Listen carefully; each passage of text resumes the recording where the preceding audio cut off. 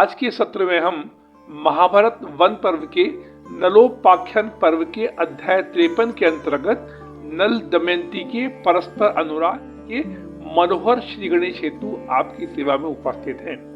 प्रेम और पीड़ा के इस प्रभावशाली संगम का उल्लेख महाभारत में उस समय देखने को मिलता है जब युधिष्ठिर जुए में सब कुछ गवा अपने भाइयों के साथ 12 वर्ष के वनवास तथा 1 वर्ष के अज्ञातवास पर रहे। वनवास के समय धर्मराज युधिष्ठिर के आग्रह पर महर्षि बृहदश्व ने नल और दमयंती की प्रेम और विरह से पूर्ण कथा सुनाई थी, जिससे न केवल भारत के वरन देश विदेश के लेखक व कवि भी आकर्षित हुए बिना नहीं रह सके। हमारी आपसे करबद्ध निवेदन है, कृपया कर वीडियो को अंत तक श्रवण कर लाइक, सब्सक्राइब तथा शेयर कर अनुग्रहित करें। एक पौराणिक अनुश्रुति के अनुसार जब विदर्भ देश में भीष्मक नाम की एक राजा, जो भीम नाम से भी जाने जाते हैं, राज्य करते थे, जिन्होंने दमन ऋषि को प्रसन्न करके वरदान में दम, दांत और दमन नाम के 3 पुत्र एवं दमयंती नाम की लक्ष्मी के समान रूपवती कन्या प्राप्त करी। वहीं निषाद देश, जो निषद देश के नाम से भी जाना जाता है, में महाराज वीरसेन के पुत्र नल राज्य करते थे, जो सुंदर, परमवीर, शस्त्र विद्या तथा अश्व संचालन में निपुण थे। विशाल निषद देश से व्यापार हेतु विदर्भ जाने वाले व्यापारी दमयंती के सामने राजा नल के रूप, गुण और चरित्र का वर्णन किया करते थे। ठीक उसी प्रकार विदर्भ देश से निषद आने वाले व्यापारी भी दमयंती के गुणों और सुंदरता का व्याख्यान राजा नल के समक्ष किया करते थे, जिससे दोनों के हृदय में पारस्परिक अनुराग अंकुरित हो गया। एक दिन राजा नल ने महल के उद्यान में कुछ हंसों को देखा तथा एक हंस को पकड़ लिया। हंस ने कहा, महाराज मुझे छोड़ दीजिए, हम दमयंती के पास जाकर आपके गुणों का ऐसा वर्णन करेंगे कि वह अवश्य ही आपका वर्ण कर लेंगी। फलस्वरूप नल ने हंस को छोड़ दिया और वह उड़कर दमयंती के पास विदर्भ देश पहुंच राजा नल की प्रशंसा करने लगे। हंस के मुंह से राजा नल की कीर्ति सुनकर दमयंती की इतनी आसक्ति बढ़ गई कि वह रात दिन उनका ही ध्यान करते करते नल से प्रेम करने लगी। दमयंती की आभा धूमिल और शरीर दीन सा दिखने लगा था। दमयंती की सखियों ने उसके हृदय का भाव जानकर विदर्भ राज को दमयंती की अस्वस्थता का समाचार दिया। विदर्भ राज भीम पुत्री दमयंती के संबंध में विचार कर इस निष्कर्ष पर पहुंचे कि पुत्री विवाह योग्य हो गई है, इसलिए इसका स्वयंवर कर देना चाहिए। अतः उन्होंने सब राजाओं को स्वयंवर में पधारने और उनके मनोरथ पूर्ण करने की हेतु का निमंत्रण पत्र भेजा। फलस्वरूप जहां निषद देश के राजा नल सहित देश विदेश के भूपति सज धज कर हाथी, घोड़ों और रथों के ध्वनि से पृथ्वी को गुंजायमान करते विदर्भ देश पहुंचने लगे, वहीं देवलोक से राजा इंद्र, वरुण, अग्नि तथा यम देवता भी दमयंती को प्राप्त करने के लिए चल दिए, जिनके लिए महाराज भीम ने आदर पूर्वक उचित स्वागत सत्कार की समुचित व्यवस्था करी। स्वयंवर के लिए आते समय मध्य मार्ग में सूर्य के समान कीर्तिवान, अति सुंदर राजा नल के तेज को देखकर देवतागण आश्चर्यचकित रह गए और नल के पास जाकर बोले, राजन, सुनने में आया है कि आपकी सत्यवृत्ति की पताका आकाश में लहराती है। क्या इस स्वयंवर में आप हमारी सहायता के लिए दूत बनना स्वीकार करेंगे? अतः राजा नल ने देवताओं का आग्रह स्वीकार कर लिया। देवताओं ने राजा की परीक्षा लेते हुए कहा, राजन, आप हमारे दूत के रूप में दमयंती से जाकर कहिए कि हम उससे विवाह करना चाहते हैं, वह हम में से किसी को भी अपना पति चुन ले। राजा नल ने नम्रता पूर्वक कहा, हे पूजनीय देवगणों, जिस उद्देश्य से आप दमयंती के पास जा रहे हैं, मेरा भी वही उद्देश्य है, अतः मेरा वहां आपका दूत बनकर जाना उचित नहीं है। प्रत्युत्तर में देवतागण कहने लगे, राजन, आप पहले ही हमारा दूत बनना स्वीकार कर चुके हैं, अब आप अपनी मर्यादा को छोड़कर अपना वचन असत्य न करें। अतः राजा नल को देवताओं का आग्रह स्वीकार करना पड़ा। साथ ही साथ इंद्र ने राजा नल को वरदान दिया कि स्वयंवर में प्रविष्ट होते समय दमयंती एवं द्वारपाल आदि भी आपको न देख सकेंगे, जिस कारण आप सहज ही राजमहल में प्रवेश कर जाएंगे। तत्पश्चात राजा नल देवताओं का दूत बनकर दमयंती के भवन में पहुंच गए। दमयंती तथा उसकी सखियां परम सुंदर युवा पुरुष को अपने समीप आता देखकर आश्चर्यचकित अपने शुद्ध बुद्ध खो बैठी।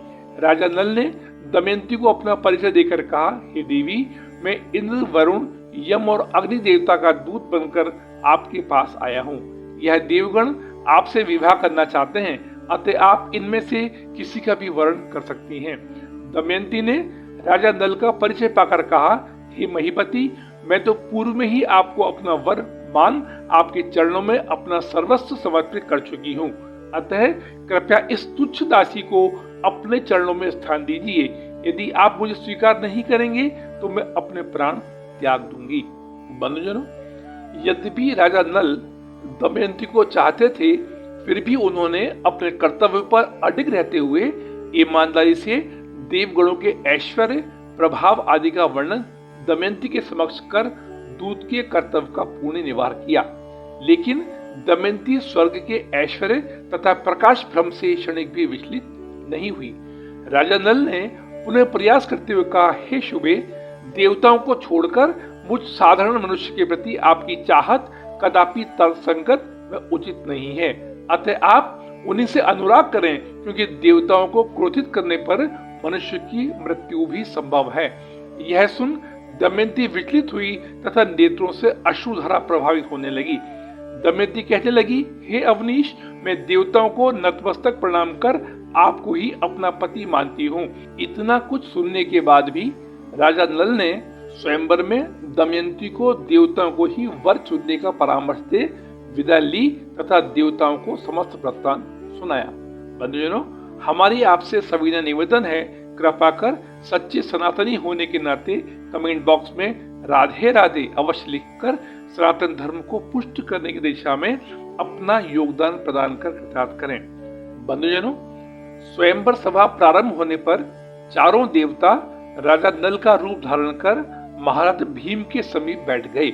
जब दमयंती स्वयंवर सभा में वरमाला लेकर उपस्थित हुई तो वह राजा नल के रूप में 5 युवकों को पदासीन देख अत्यंत सोच में पड़ व्यथित हुई तथा समस्या के समाधान के लिए देवताओं की शरण में जाने का निश्चय किया।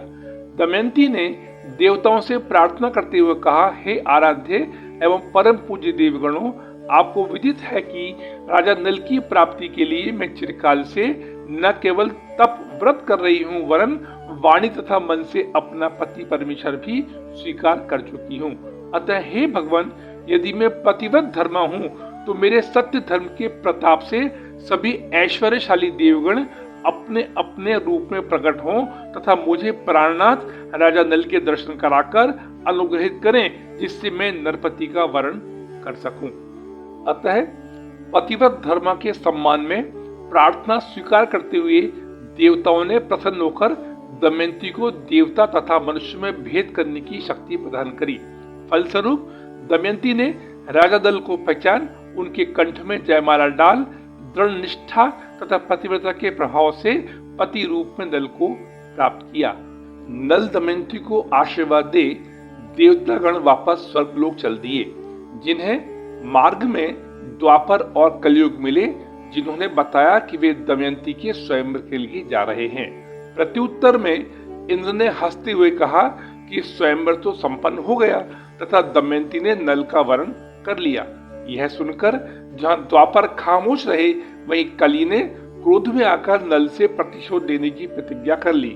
कली नल के राज्य में निवास कर नल का अहित करने की प्रतीक्षा करने लगा।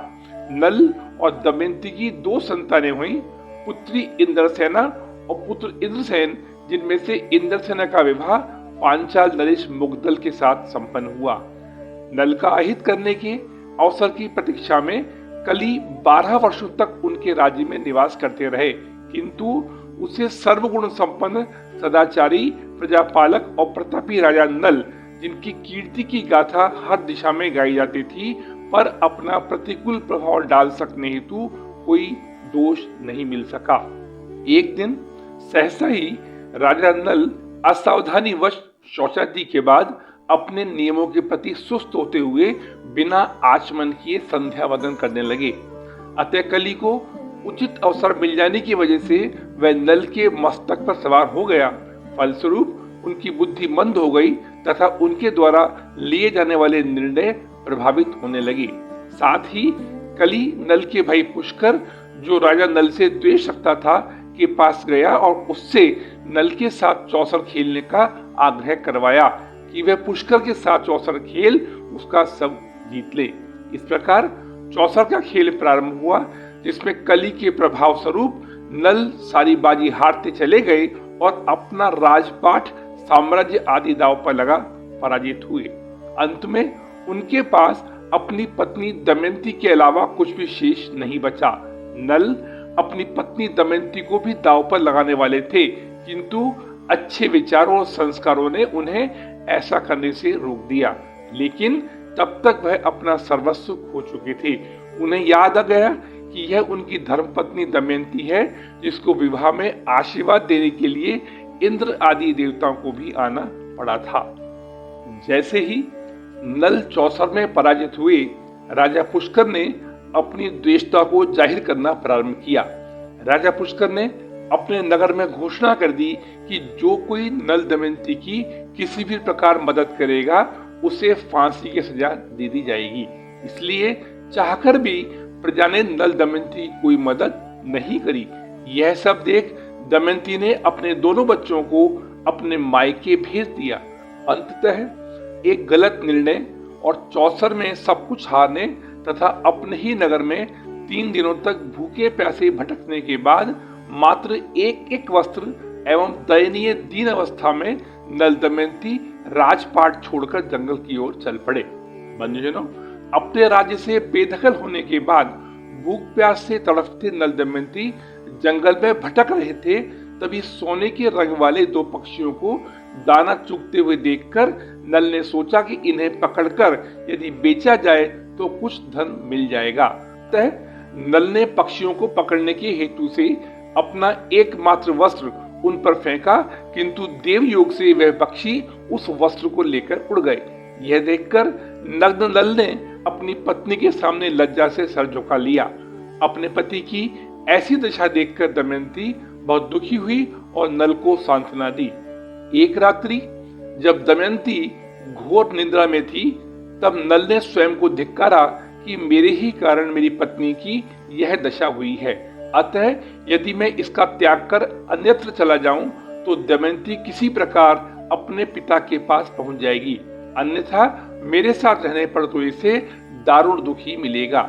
नल यह भी जानते थे कि पतिव्रताओं में शिरोमणि दमयंती, जिसको अभिमान कभी छू भी नहीं सकता था, किसी भी स्थिति में उनका साथ नहीं छोड़ेगी। इसलिए उन्होंने उसे छोड़ने का निश्चय किया। नल नग्न अवस्था में थे, अतः उन्होंने दमयंती की आधी साड़ी फाड़कर अपने शरीर पर लपेट ली और हृदय पर पत्थर रख दमयंती से क्षमा मांग उन्हें उसी स्थान पर सोता हुआ छोड़कर चले गए।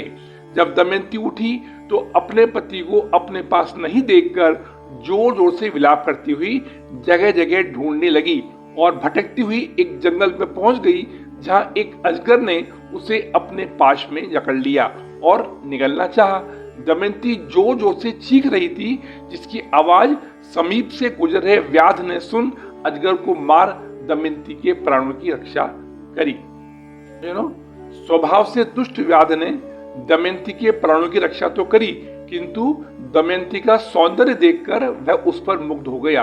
उसके मन में पाप का जन्म हुआ, अतः उसने दमयंती को प्रभावित करने के उद्देश्य से मीठी मीठी बातें बना अपनी काम पिपासा का शिकार बनाने का प्रयत्न किया। दमयंती उसका मनोभाव समझ गई और वहां से जाने लगी, तो व्याध ने बलपूर्वक दमयंती को प्राप्त करना चाहा। फलस्वरूप दमयंती ने क्रोध में आकर कहा, यदि मैंने महाराज नल के अतिरिक्त किसी और का चिंतन नहीं किया हो तो यह दुष्ट इसी समय भस्म हो जाए। पतिव्रत धर्मा दमयंती के ऐसा कहते ही वह व्याध भस्म हो गया। इस प्रकार जब दमयंती नल को ढूंढते हुए भटकती फिर रही थी, तब उसका साहस बढ़ाने के लिए ऋषि के वेश में देवता आए और उसे नल को पुनः प्राप्त करने का आशीर्वाद दिया, जिसने दमयंती का मनोबल बढ़ा, सहारा दिया। भूख प्यास से व्याकुल दमयंती देवयोग से भटकती हुई चेदी राज में चेदी नरेश सुबाहु के पास पहुंची, जिसकी दशा देखकर राजा सुबाहु ने उसे अपनी पत्नी से मिलवाया, जिसने समस्त वृत्तांत सुनकर उसे चेदी राज्य में रहने को कहा। तत्पश्चात दमयंती ने निम्न 3 शर्तें रखी, जिनको चेदी राज्य की महारानी ने स्वीकार कर लिया और दमयंती उनके राज्य में रहने लगी। वह किसी का जूठा नहीं खाएगी, वह किसी के पैर नहीं धोएगी और पर पुरुष से बात नहीं करेगी। जब नल दमयंती को छोड़कर अपने आगे की यात्रा पर बढ़े तो जंगल में कोई उन्हें उनका नाम पुकारता सुनाई दिया। आगे जाकर उन्होंने देखा कि वन में आग लगी है और उसके बीच एक विशाल नाग कुंडली बांधी पड़ा था। उस नाग ने नल से कहा, महाराज, मैं महर्षि कश्यप का पुत्र कर्कोटक हूँ। देवर्षि नारद ने मुझे शाप दिया था कि जब तक राजा नल तुम्हें ना उठाएं, इसी स्थान पर पड़े रहना। इसलिए हे राजन, कृपया आप मुझे उठा ले, मैं अपना आकार लघु कर लेता हूँ।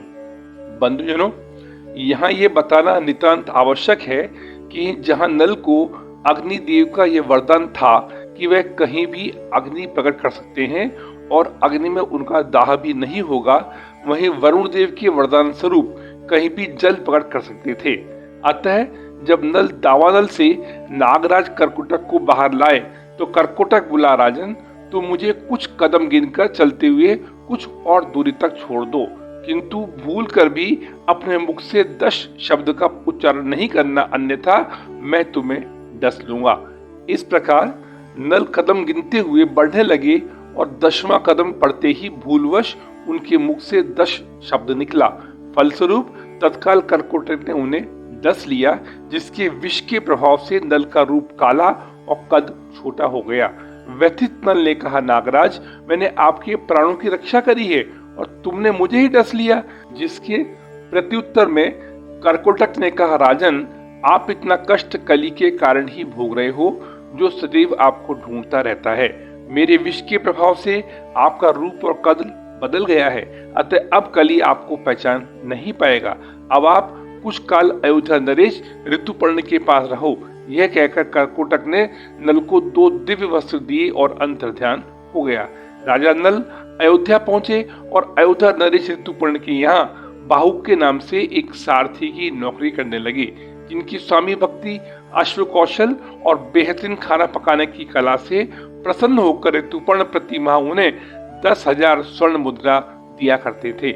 महल के अस्तबल में नल को उनके पूर्व सारथी वाषणे के रूप में एक बूढ़ा परिचित चेहरा देखकर खुशी हुई, लेकिन वाषणे अपने नए सारथी को लेकर परेशान थे।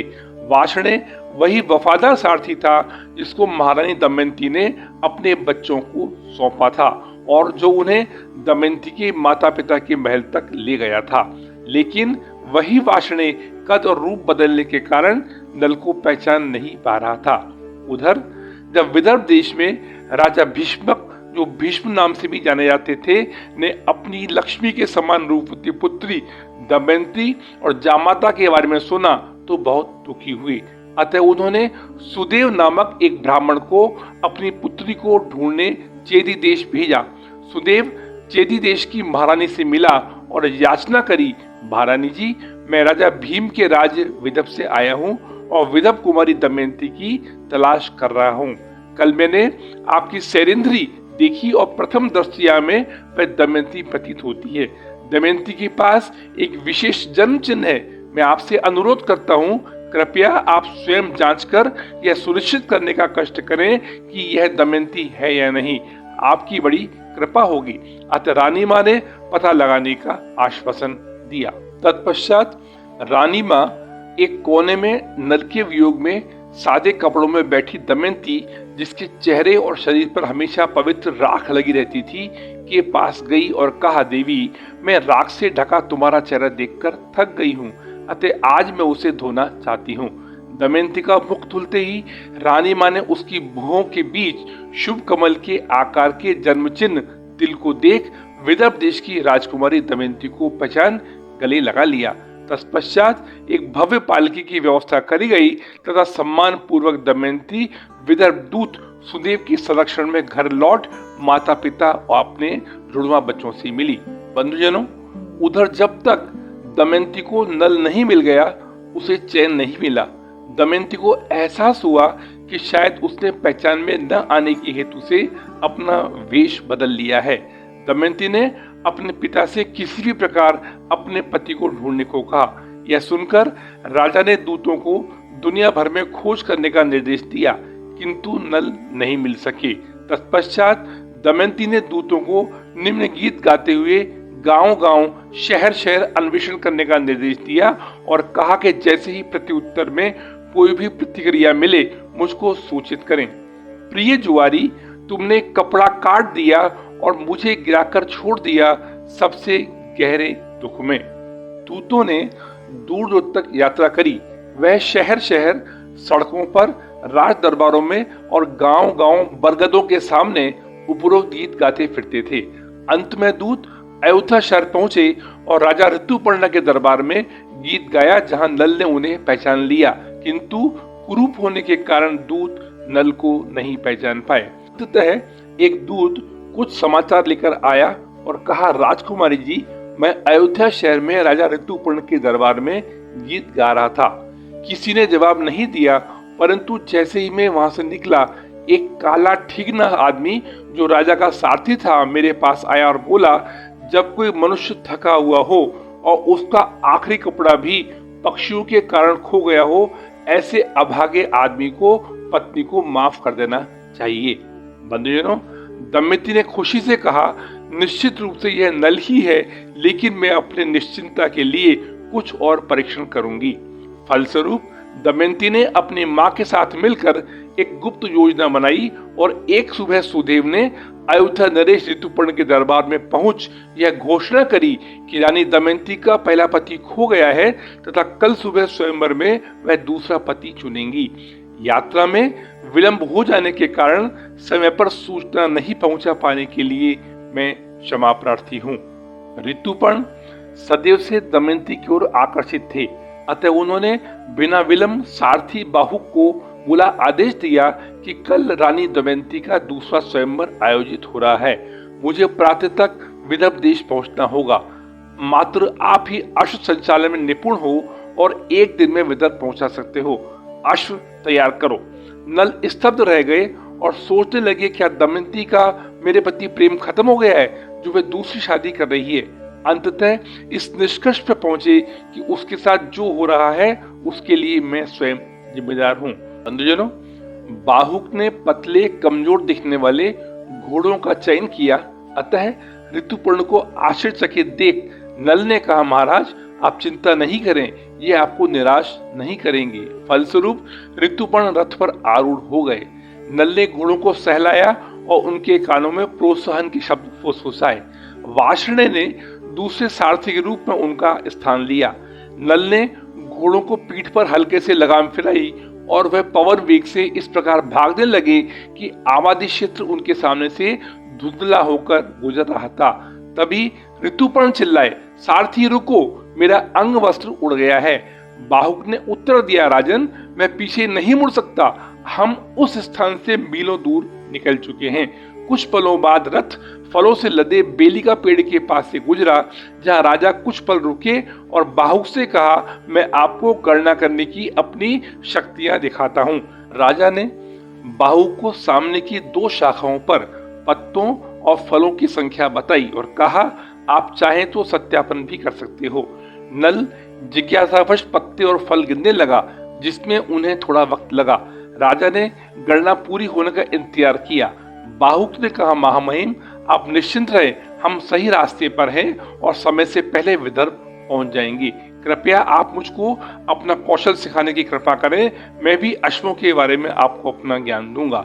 बंधुजनों, अयोध्या नरेश को बाहुक का प्रस्ताव पसंद आया और उन्होंने नल को संख्याओं का विज्ञान व 64 वशीकरण विद्या तथा नल ने ऋतुपर्ण को अश्व संचालन निपुणता की बारीकियां सिखाई।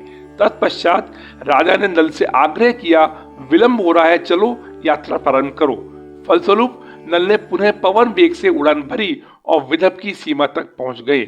विदर्भ के नागरिक यह सोचकर अचंभित थे कि रथ के पहियों की समान ध्वनि व मधुर कंपन हमने उस समय भी सुने हैं जब हमारे जामाता राजा भीम से मिलने आते थे।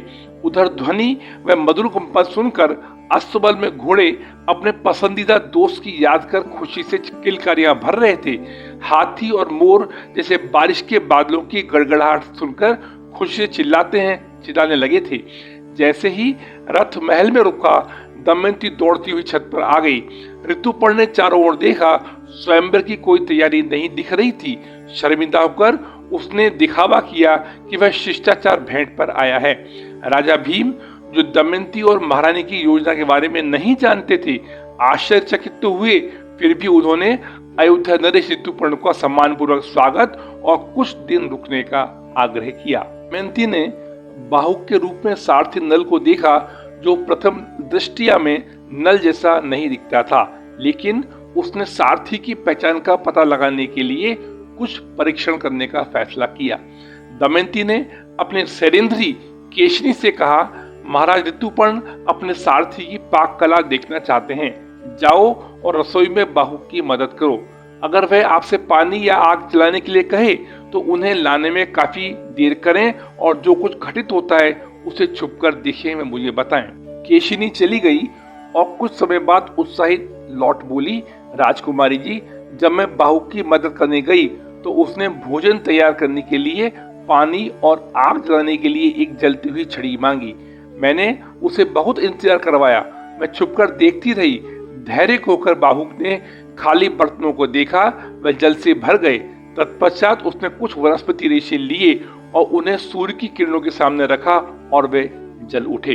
केशिनी ने आश्चर्य से कहा, जब बाहुक कुछ संग्रहित सामग्री लेने के लिए तहखाने में, जिसका प्रवेश द्वार बहुत नीचा है, के पास गया, द्वार ऊपर उठ गया और वह बिना झुके तहखाने में चला गया। जब वह दाल पकने का इंतजार कर रहा था, उसने बिना सोचे समझे पास में पड़े कुछ सूखे दिखने वाले फूलों को सहलाया।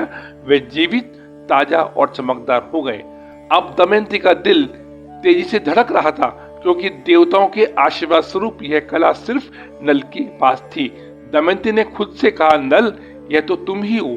तत्पश्चात केशनी गई और दमयंती के चखने हेतु भोजन की थाली ले आई। दमयंती ने भोजन चख कहा, वही समृद्ध सुगंध और स्वाद जो तुम मेरे लिए बहुत प्यार से बनाते थे नल। फिर दमयंती ने अपने अंतिम परीक्षण को गति दी।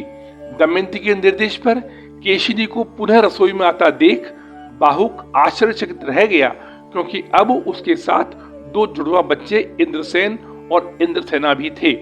सारथी बाहुक ने उनकी ओर हतप्रभ दृष्टि से देखा और जोर से चिल्लाते हुए, बच्चों, तुम्हें देखे हुए पूरे 4 वर्ष हो गए हैं, दौड़कर उन्हें अपनी बाहों में भर लिया।